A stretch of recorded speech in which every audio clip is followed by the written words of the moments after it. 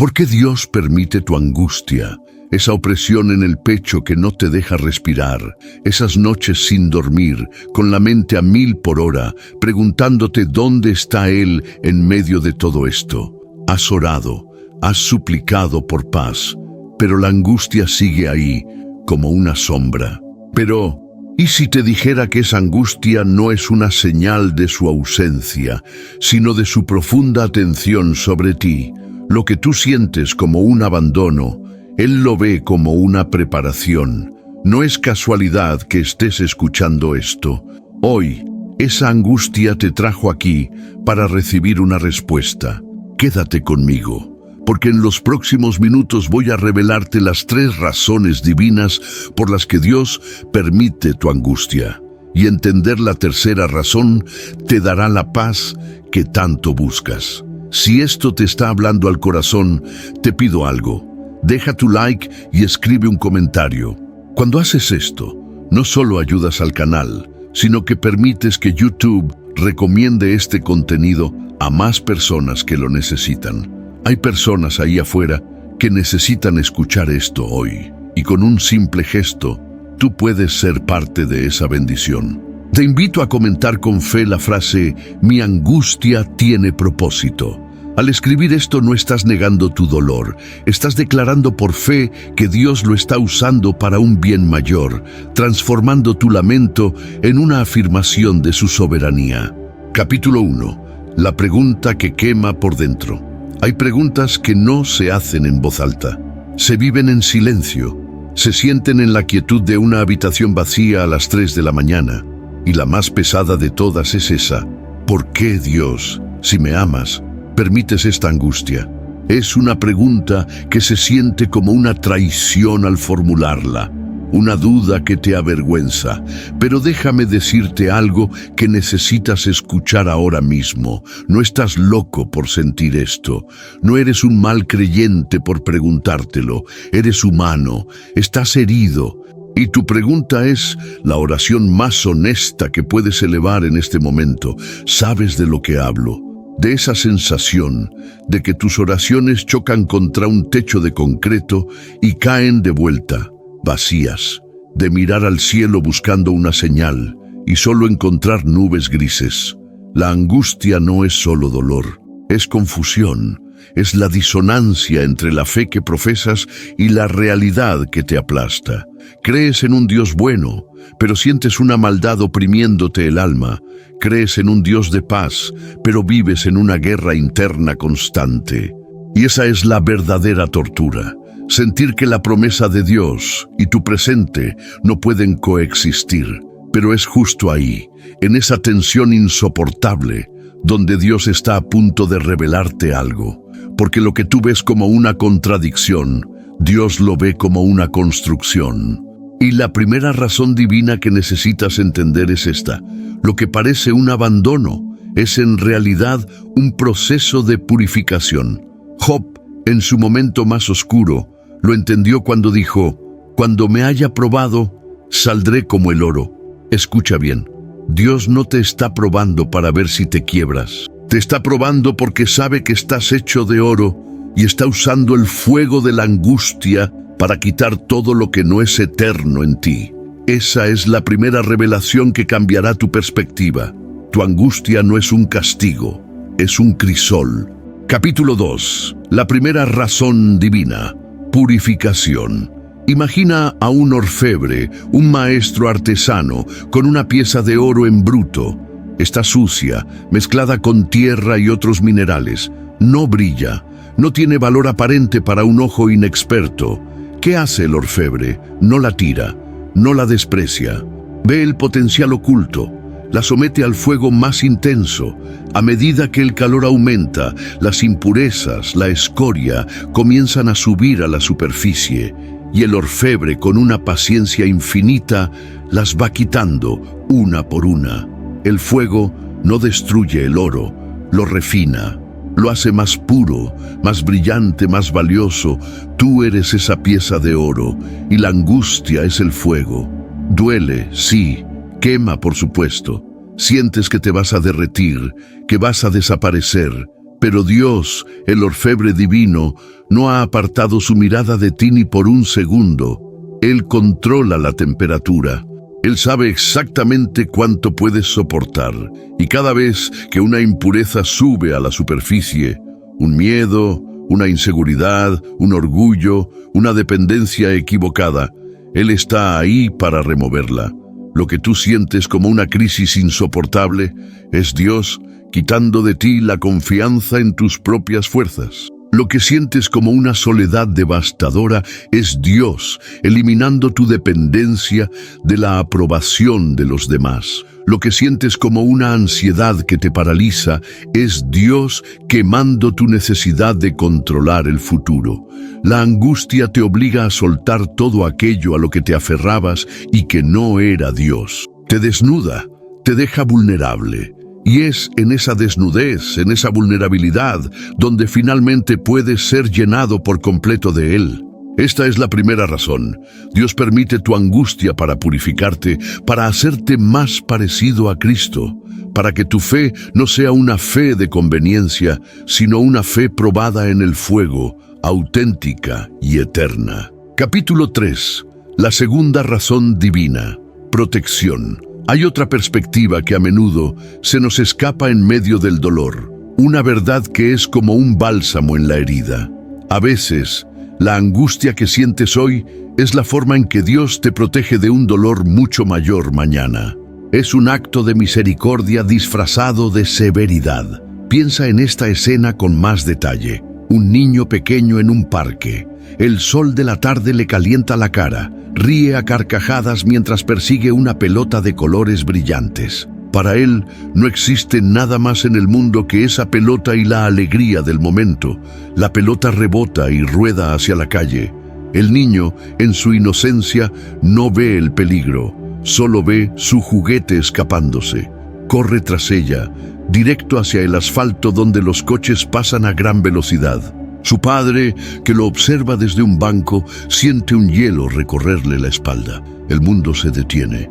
En una fracción de segundo, salta, corre con toda la fuerza de sus pulmones y justo antes de que el niño pise la calzada, lo agarra bruscamente del brazo y tira de él hacia atrás.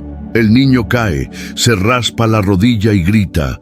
Siente el dolor agudo en su brazo, la quemadura del raspón y sobre todo una profunda confusión y angustia. Sus ojos, llenos de lágrimas, miran a su padre. No entiende por qué su héroe, su protector, le ha causado ese dolor. Desde la perspectiva del niño, es un acto de crueldad incomprensible.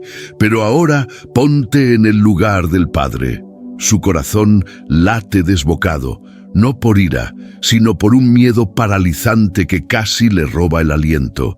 El tirón brusco no fue un acto de enojo, sino de amor desesperado.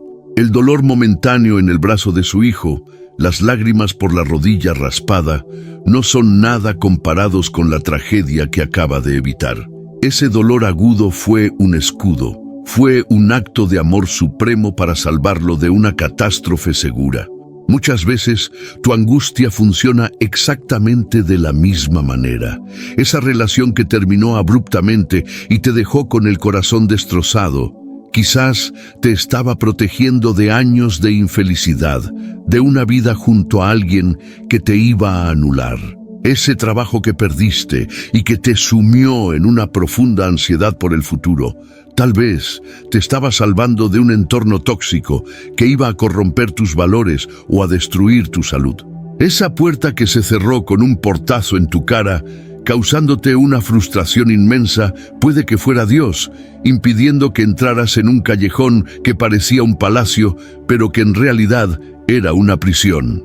El apóstol Pablo entendió esto a un nivel espiritual profundo. Él habla de un aguijón en la carne, una fuente de angustia persistente, un tormento constante. No sabemos qué era, si una enfermedad, una persecución, una debilidad personal, pero le dolía tanto que le rogó a Dios, no una, sino 3 veces que se lo quitara. Suplicó por alivio. ¿Y cuál fue la respuesta de un Dios amoroso? No fue sanidad inmediata, fue una revelación. Bástate mi gracia, porque mi poder se perfecciona en la debilidad. En ese momento, Pablo entendió.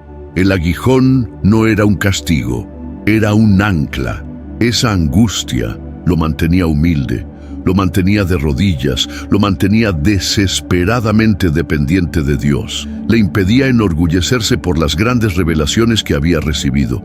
Su debilidad era su protección contra la autosuficiencia, el peor enemigo de la fe.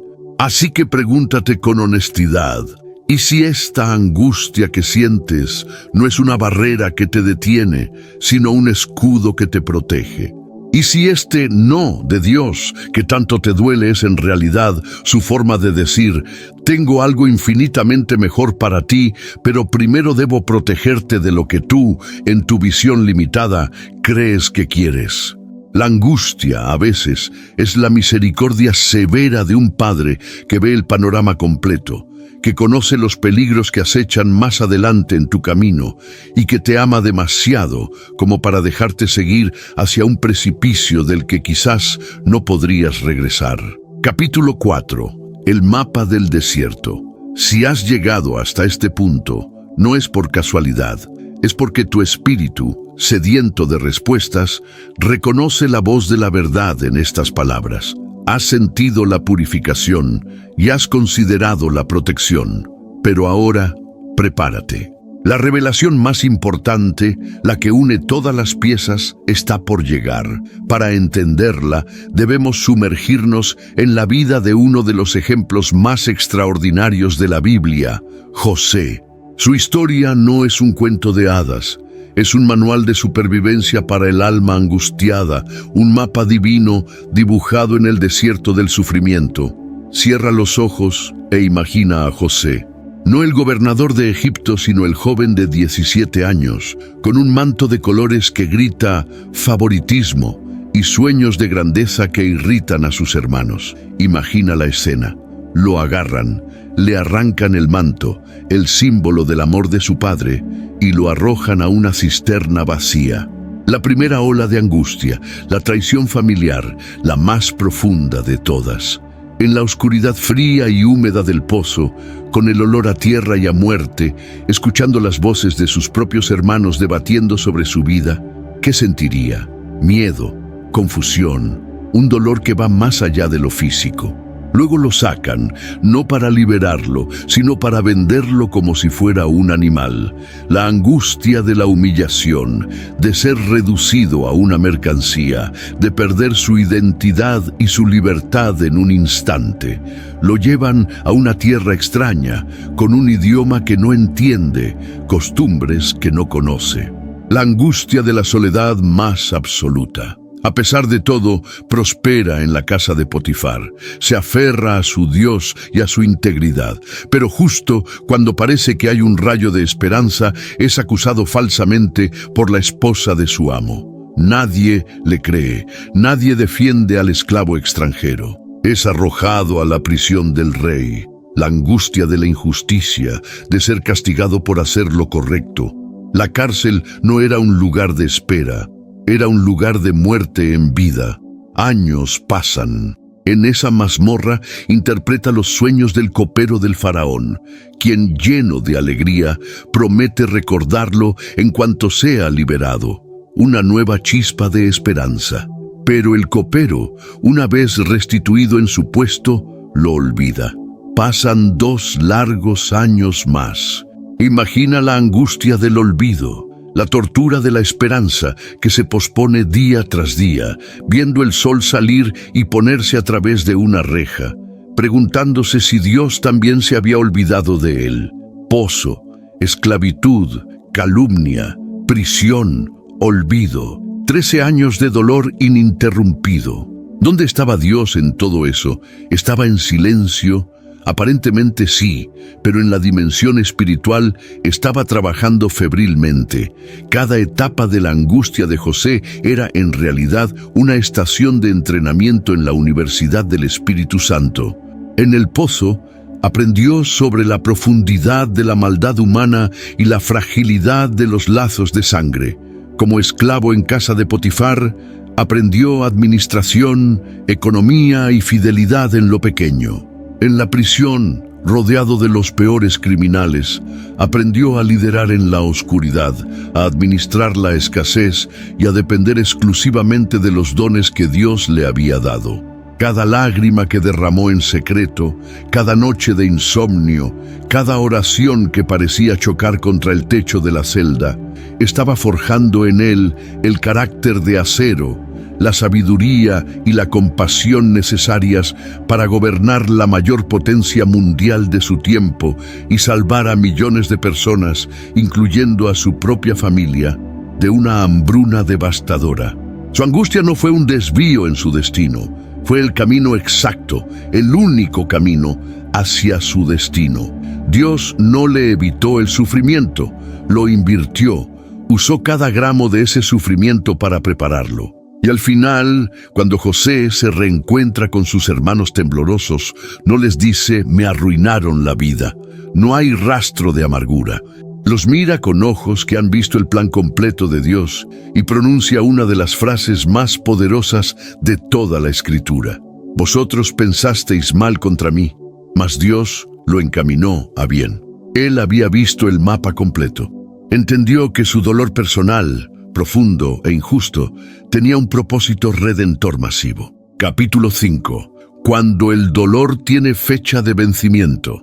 La increíble saga de José nos enseña una verdad que puede ser el ancla de tu alma en tu noche más oscura. El dolor que sientes tiene fecha de vencimiento, pero el propósito que Dios está forjando a través de él es eterno. Es una verdad que desafía nuestra lógica humana, que exige una fe que ve más allá de las circunstancias presentes. Tú miras el capítulo actual de tu vida con sus páginas manchadas de lágrimas y confusión y lo llamas angustia, fracaso o soledad. Pero Dios, el autor de tu historia, ve el libro completo y ese mismo capítulo, desde su perspectiva celestial, se llama preparación, entrenamiento o fundamento. Imagina a un escultor frente a un bloque de mármol. Para un observador casual, el proceso es violento.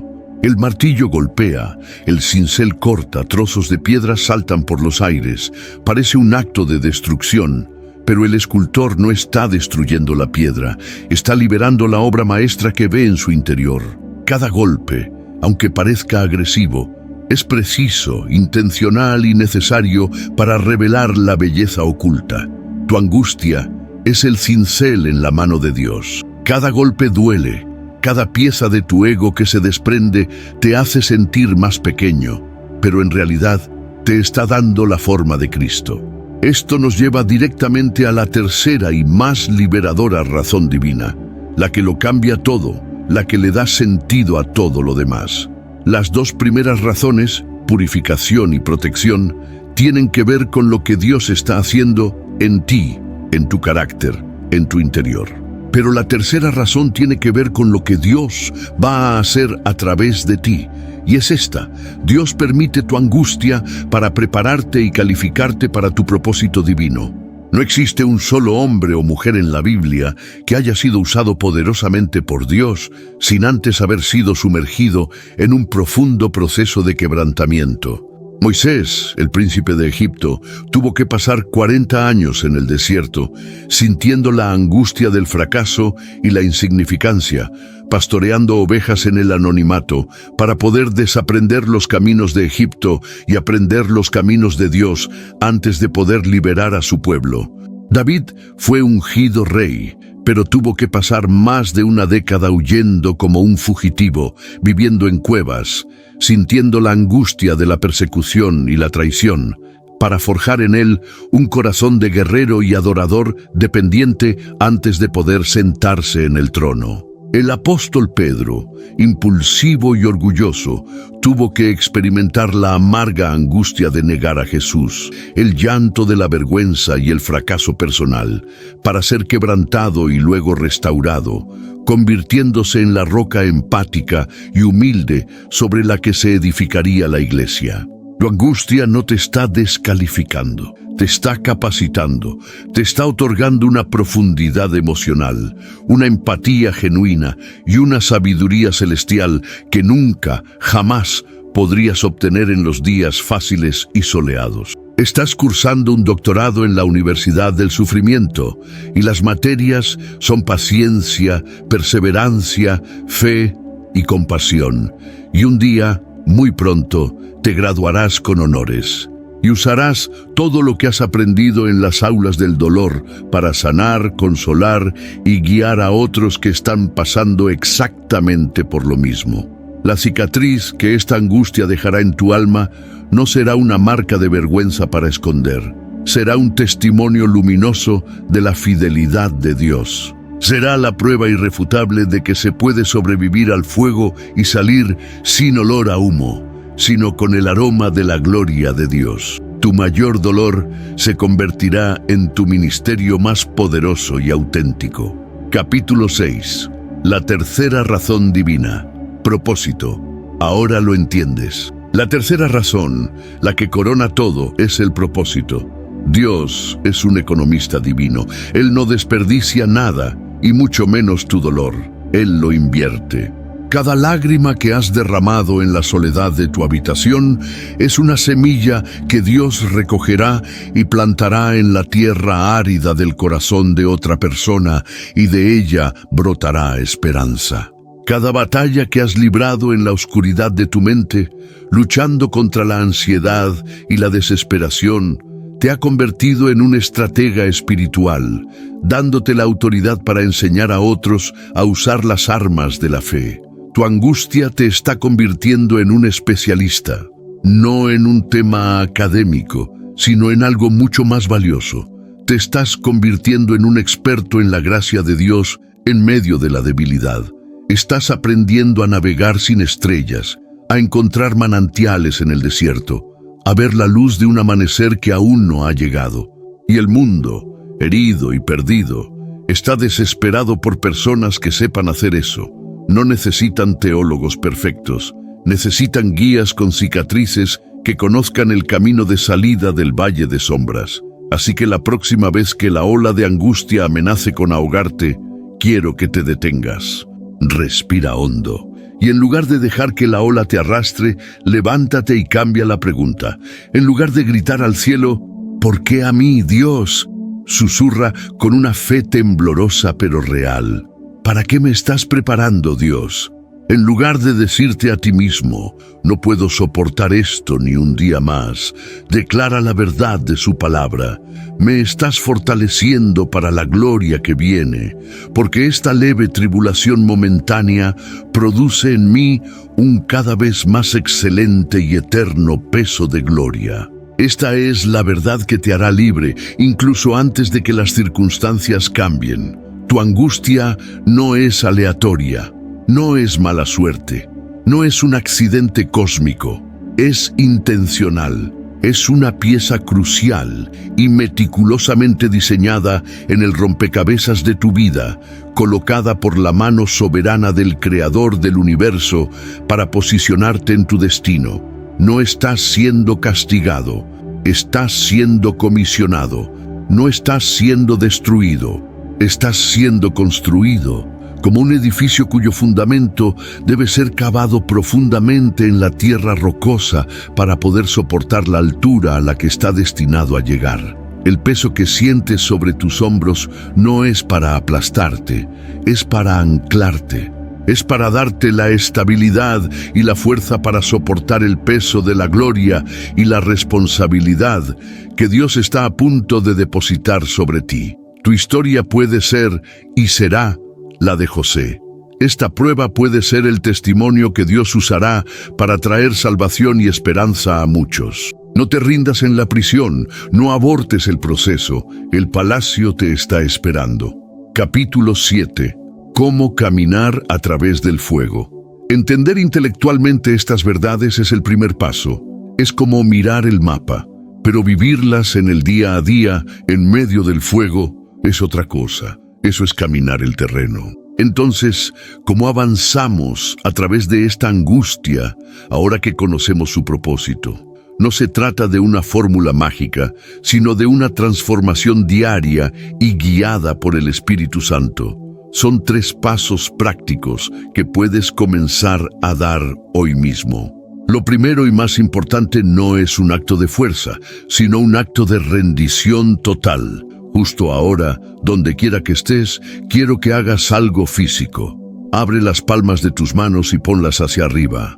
Deja de apretar los puños, tratando de controlar la situación, de entenderlo todo, de forzar una salida. Ríndete. No te estás rindiendo a la angustia ni a la derrota. Te estás rindiendo al orfebre divino. Di en tu corazón, o en voz alta si puedes: Dios, no entiendo por qué, y duele más de lo que puedo expresar, pero hoy elijo confiar en tu proceso. Confío en tu corazón de padre. Me rindo a tus manos de artesano. Deja de luchar. Haz en mí tu obra perfecta.